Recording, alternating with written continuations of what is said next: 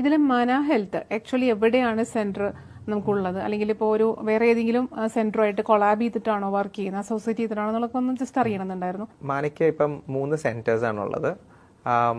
ഒന്ന് രാജഗിരി ഹോസ്പിറ്റൽ ആലുവ, അതിൽ advance wellness and rehabilitation department നടത്തുന്നത് മാന ഹെൽത്ത് ആണ്.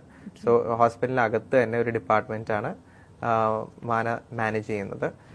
രണ്ടാമത് ഞങ്ങൾക്ക് കാലിക്കറ്റ് ഒരു സെന്റർ ഉണ്ട്, എരഞ്ഞിപ്പാലത്താണ്. പിന്നെ പെരിന്തൽമണ്ണയിൽ ഒരു സെന്റർ ഉണ്ട്. അതാണ് ഞങ്ങളുടെ തേർഡ് സെന്റർ. ഫസ്റ്റ് രാജഗിരിയിലാണോ വന്നത്? ഞങ്ങളുടെ ഫസ്റ്റ് സെന്റർ രാജഗിരി ഹോസ്പിറ്റലായിട്ട് ഒരു കൊളാബറേഷൻ ആയിരുന്നു. അതൊരു ഇപ്പൊ തുടങ്ങിയിട്ട് ഒരു 3 വർഷത്തിൽ കൂടുതലായി.